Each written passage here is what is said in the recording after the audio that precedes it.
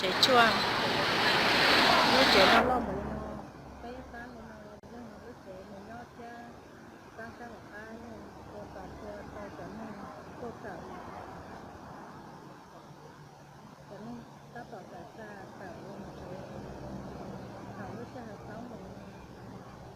còn đó nói là lúc chế còn một cái một chế chua nó chế hót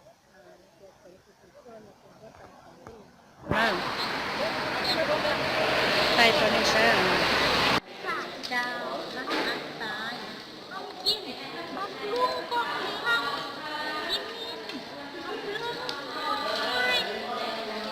รัฐบาลเจ้าลูก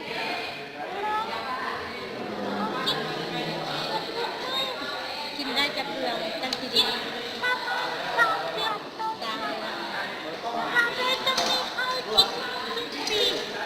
ทุกมื้อนี่เอาพรยาลูกเพราะว่าเขาเริ่มดีแล้วเราพรตอนนั้นเป็นไม่เขาจะกินยาอย่างเดียวก็จะเป็นแล้วอันนี้ได้จะปีตอนกินประมาณ30เจนี่อันนี้ได้จะเป็นตัวซื้อนอน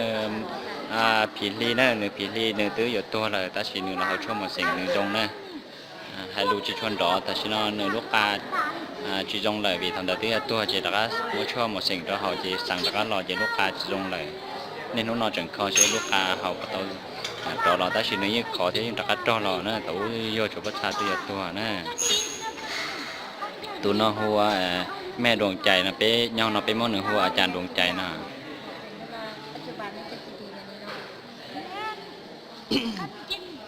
tụi nó tới qua hơi lười tao nha lan rồi nè tao nha lan ban được một sừng rồi nè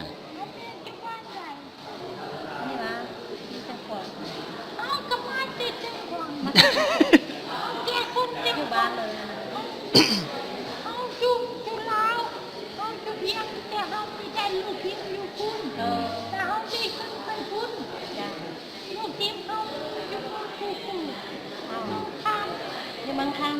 อันนี้ไปอยู่บางครั้งนี่แหละไอ้เขาคำเพราะว่าเขายังมีเขาไปอยู่บางคำสิ่งต้นเดียวเพราะว่าเขาแต่งงานอยู่หันเขาเปิดเทอมอยู่หัน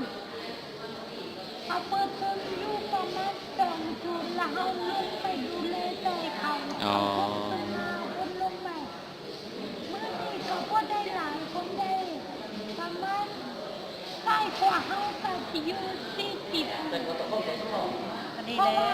มึงทำไม่ดีกว่ามึงผู้คนกินข้าวแล้วมึงก็เลยอยู่เที่ยวทางนั้นกับเราทุ่มไปดูแลดูคนนี้เพราะว่ามันจะติดใจกว่าเขาเดี๋ยวนี้ลูกที่เขารถทุกคนแก้ไขแก้มาจริงๆรถเข้ากันเดียวเขารถของเขาเขาเที่ยวของเขาđể nó cho nó có rau tóm bơ nhẹ đấy rau tóm bơ nhẹ tại một sừng đây trong của nó đây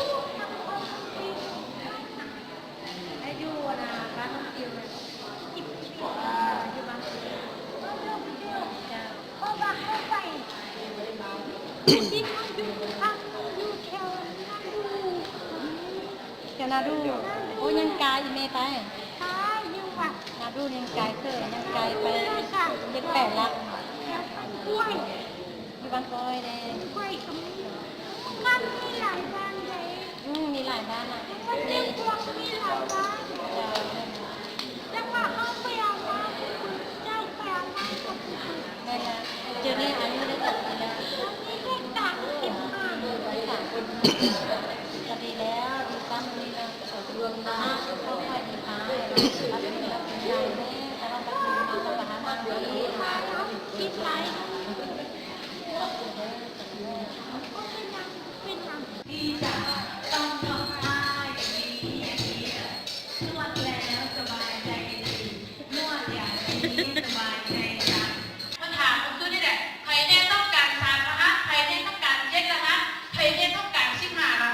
คะ อันนี้วิธีเอาเงินมันมีทุกวิธีค่ะคือบ่เลิกได้บางคนนี่นะเป็นนักเรียนเนี่ยยังตัวพ่อแม่ได้ ตัวได้ยังไงชื่อโทรศัพท์ยังบอกว่าเขาต้องส่งรายงานไปให้แอนโมแนมพี่เด็กครับมันตกในล่าไหนครับอาจารย์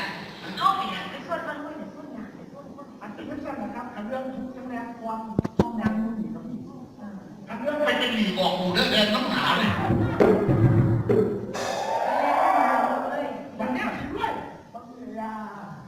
ย่างไปว่าอะไรหรอกแม่พ่อครับเวลาราชการเพิ่งเอาเวลาจาก4 โมงก่อนแม่เรา2-3 ชั่วโมงไปหาหมอน้ำพ้นไปหาแม่น้ำพ้นแม่ให้เขาดูเรื่องหมอเสร็จแล้วเป็นสิบห้าแม่ดีป่ะครับน้ำพ้นเผาแล้วอีแม่กูนี่65เขาละกินยังอยู่คุณเดี๋ยวว่าท่านเป็นอาจารย์เขาย่อมือไปครับย่อมือไปนี่พอcho nên nó một cháu thật rồi cháu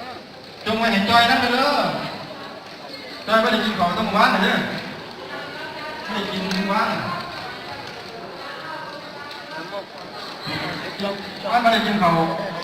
กินแต่เขาสวยก็เขาเล่นแซ่บไปแม่แซ่บพอ